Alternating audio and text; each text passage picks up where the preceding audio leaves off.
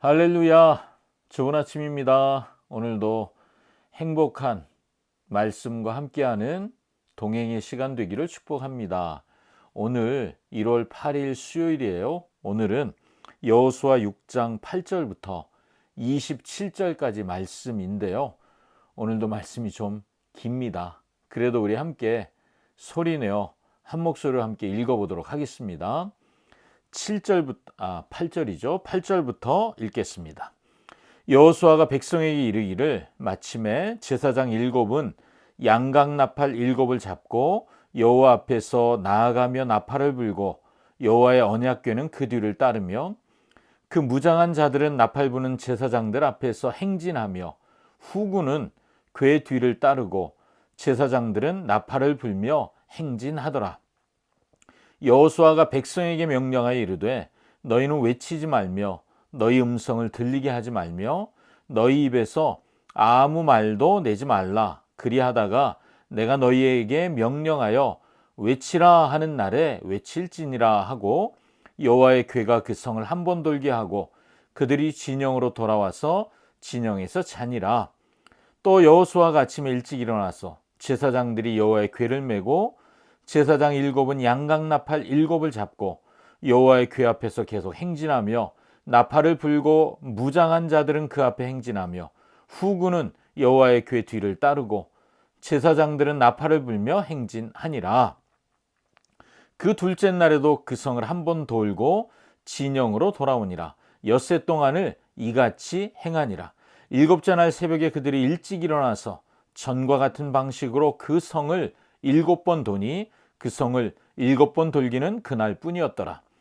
7번째 제사장들이 나팔을 불 때 여호수아가 백성에 이르되 외치라. 여호와께서 너희에게 이 성을 주셨느니라. 이 성과 그 가운데 있는 모든 것은 여호와께 온전히 바치되 기생 라합과 그 집에 동거하는 자는 모두 살려주라. 이는 우리가 보낸 사자들을 그가 숨겨주었음이니라.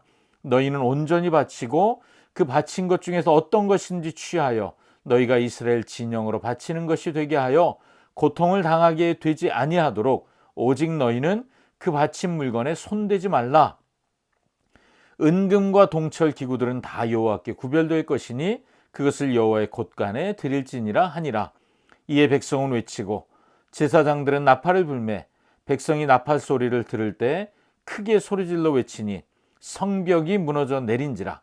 백성이 각기 앞으로 나아가 그 성에 들어가서 그 성을 점령하고 그 성 안에 있는 모든 것을 온전히 바치되 남녀노소와 소와 양과 나귀를 칼날로 멸하니라.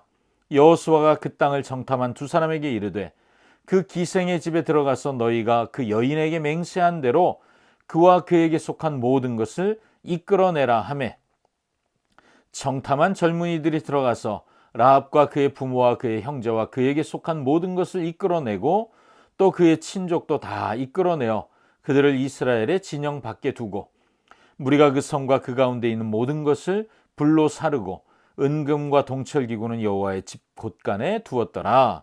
여호수아가 기생 라합과 그의 아버지의 가족과 그에게 속한 모든 것을 살렸으므로 그가 오늘까지 이스라엘 중에 거주하였으니 이는 여호수아가 여리고를 정탐하려고 보낸 사자들을 숨겼음이었더라. 여호수아가 그때 맹세하여 이르되 누구든지 일어나서 이 여리고 성을 건축하는 자는 여호와 앞에서 저주를 받을 것이라. 그 기초를 쌓을 때 그의 맏아들을 잃을 것이요 그 문을 세울 때 그의 막내 아들을 잃으리라 하였더라.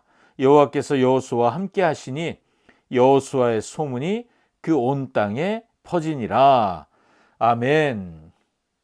네, 오늘도 좀 긴 말씀을 함께 나누었습니다. 오늘 우리가 읽은 긴 말씀을 요약해 보자면 여러분 요약이 참 중요하거든요. 그래서 우리가 함께 요약해 보자면 사실 셋으로 말할 수 있습니다. 하나는 이스라엘이 하나님이 말씀하신 대로 그대로 했다는 거예요. 그것은 순종했다는 것입니다. 그래서 이것을 표현하는 표현이 뭐냐 하면 14절에 나오는데요. 이같이 행하니라 라고 하는 거예요. 그리고 또 하나의 부분은 뭐냐 하면 하나님이 온전히 바치라 라고 말씀하신 그 말씀에 근거해서 그들이 여리고성의 전리품을 불태울 것은 불태우고 죽일 것은 죽이고 그리고 나머지는 하나님께 온전히 바쳤다는 거예요. 이것은 17절에 나오는 표현이고요. 그리고 라합의 집에 속한 모든 것을 살려라 라고 하는 말씀이 또 하나의 요약이라고 할 수 있습니다. 이것은 25절에 나오는 표현입니다. 그래서 이 세 가지를 가지고 오늘 제가 여러분과 나누어 보려고 합니다. 먼저 이스라엘이 어떻게 순종했는지 살펴보면요. 지금 여리고 사람들이 사실은 주눅 들었잖아요. 그리고 숨죽이고 이스라엘 사람들이 언제 쳐들어오나 성문을 굳게 닫고 그리고 기다리고 있거든요. 그런데 6일 동안 이스라엘이 한 일이라고는 하루에 한 바퀴씩 성을 도는 거예요. 쥐죽은 듯 조용히 성을 도는 것 외에는 아무것도 하지 않습니다. 여러분 생각해 보세요. 적을 제압할 힘이 있는데 그 힘을 쓰지 않으면서 성만 돌고 있는 이스라엘, 할 말이 얼마나 많았겠습니까? 그런데 그들은 철저하게 하나님의 명령에 순종합니다. 지금 이스라엘은 자기들이 생각하는 방식의 전쟁을 하는 게 아니죠. 하나님의 방식으로 전쟁하기로 결단했습니다. 그리고 자신들의 생각대로 움직이거나 말하지 않습니다. 자, 이것이 어떻게 가능할까요? 여러분, 이것이 어떻게 가능할까요? 하나님을 신뢰하기 때문에 가능하다고 저는 믿습니다. 반대로 내가 내 뜻을 내려놓지 못하는 것은 하나님보다 나를 더 신뢰하기 때문이라고 설명할 수 있겠죠. 내가 할 말이 많아지는 것, 그것도 하나님보다 나를 신뢰하기 때문이다 라고 말할 수 있습니다. 오늘 우리는 이 순간 이 질문을 던져볼 수 있습니다. 나는 하나님의 뜻대로 움직이려고 하는가? 나는 하나님 앞에서 정말 내 생각을 내려놓고 하나님의 말씀을 귀 기울여 들으려 하는가? 나는 정말 하나님을 신뢰하는 사람이 맞는가? 이 질문을 해보며 묵상해 보시면 좋을 것 같습니다. 두 번째 부분은 온전히 바치라 라고 하는 거죠. 사실 하나님은 여리고성을 점령하면서 하나님께 다 바치라고 명령하십니다. 그리고 살아있는 모든 것은 죽이라고 명령하시죠. 여리고성에서 이스라엘이 취할 전리품이 하나도 없다는 거예요. 왜요? 이 전쟁은 하나님께 속한 전쟁이에요. 하나님이 대신해서 싸우십니다. 그래서 모든 것이 하나님의 것이죠. 하나님의 것이기 때문에 하나님의 처분을 따라야 하는 것입니다. 바치라고 하시면 바쳐야 하고 죽이라고 하시면 죽여야 합니다. 이것이 하나님께 구별하여 드리는 방법입니다. 예수님의 십자가를 생각해 보면 여러분, 우리가 예수님의 십자가에 나도 함께 죽었다라고 믿음의 고백을 하잖아요. 그런데 나도 그 십자가에 죽어야 의미가 있는데 그것이 뭐냐 하면 결국 십자가는 나를 진멸, 나를 없애는 일이거든요. 나는 그러면 이런 질문을 해볼 수 있죠. 나는 나 자신을 하나님께 온전히 바쳤는가? 나는 죽고 예수로 산다. 이 멋진 고백을 우리가 하고 있으면서도 내 생각, 내 경험, 내 고집을 내려놓지 못하고 있는 것은 아닌가? 오늘의 묵상의 포인트로 우린 이 질문을 우리 자신에게 던질 필요가 있습니다. 세 번째 부분은 라합에게 속한 모든 것은 살려라 라고 하는 거죠. 여리고성의 모든 것을 진멸하는 것이 하나님의 명령이지만 동시에 라합의 가족을 살리는 것도 하나님의 명령입니다. 여리고의 모든 사람이 심판을 당한 것이 아니죠. 선택받은 사람은 살려야 했습니다. 심판과 구원은 하나님이 결정하세요.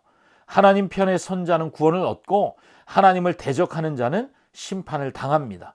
여리고성은 두고 하나님이 심판자 되심을 상징하는 그런 도시로 남아 있어야만 합니다. 그래서 누구라도 여리고성을 다시 재건할 수 없다고 여호수아가 선언하는 거죠. 자, 그래서 우리가 이 세 번째 부분에 우리의 묵상의 포인트로 이런 질문을 던져볼 수 있습니다. 나는 하나님의 자리에 서려 하지 않는가? 심판과 구원이 하나님께만 있는데 나의 말이, 내가 하고 있는 이 말이 사람을 판단하고 정죄하면서 하나님의 자리에 내가 있으려고 하지는 않는가? 여러분, 이 질문들, 오늘 제가 나누었던 질문들을 한번 내 마음속에 다시 한번 던져보십시오. 그리고 오늘 말씀을 묵상해 보시면 좋을 것 같습니다.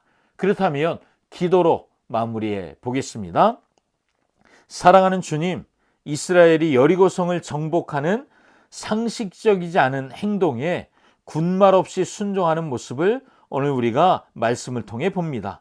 동시에 작은 것 하나도 쉽게 순종하려고 하지 않는 내 모습도 보게 됩니다. 여호수아를 묵상하면서 진정한 순종을 배우는 시간이 되기를 원합니다. 당장 눈앞에 주인을 잃어버린 금은 폐물이 여리고성에 쏟아져 나오는데도 이스라엘은 손을 댈 수가 없습니다. 그것이 곧 하나님의 주권을 인정하는 일인 것을 그들이 잘 알기 때문입니다. 주님, 우리도 나에게 주신 모든 것의 소유권이 하나님께 있음을 인정하면서도 여전히 나의 소유권을 주장하려는 이중적인 모습이 내 안에 있는 것을 봅니다. 주님, 이것이 내 모습임을 인정합니다. 라합을 살리는 것도, 여리고성의 모든 생물을 죽이는 것도 하나님 손에 달렸습니다. 내가 구원받은 것이 하나님께 선택받은 일이며 그것이 은혜였음을 다시 한번 깨닫습니다. 날 구원하신 그 사랑을 기억하며 감사함으로 살아내는 하루 되게 하여 주시옵소서. 오늘도 우리에게 말씀하신 주님께 감사드리며 예수님의 이름으로 기도합니다. 아멘. 예, 오늘도 묵상하며 말씀 앞에 서신 여러분 축복합니다. 오늘은 찬양을 틀어드릴 텐데요. 여러분, 이런 기도를 한번 해보시면 어떨까요? 오늘 기도하실 때는요, 우리 교회가 있는 이 옥봉동의 주권이 하나님께 있음을, 여리고성의 주권이 하나님께 있는 것처럼 옥봉동의 주권이 하나님께 있습니다. 하나님만이 이 땅의 심판과 구원의 주가 되십니다. 이 옥봉동의 심판의 주님은 하나님뿐이십니다. 우리 선포하는 기도 함께 하시면 좋겠고요. 또 옥봉동에 라합과 같이 모든 사람이 심판받는 것이 아니라 라합처럼 구원받아야 할 사람들이 있잖아요. 하나님, 이 옥봉동 땅에도 하나님이 준비하신 구원받을 사람들을 우리 교회에 보내주시옵소서. 우리 함께 그렇게 기도하시면 좋겠습니다. 그리고 우리 교회가 하나님의 것을 하나님께 온전히 돌려드리는, 하나님의 주권을 인정하는 교회 되도록 하나님, 우리 교회 온 성도들이 하나님의 것을 하나님께 온전히 드리는 성도들 되게 하여 주시옵소서. 그렇게 기도하면서 오늘 우리의 기도를 마무리하면 좋겠습니다. 여러분, 오늘도 행복한 날 보내시고 우리가 나누었던 기도로 하나님 앞에 나가시며 기도하시면 좋겠습니다. 여러분, 감사합니다. 샬롬.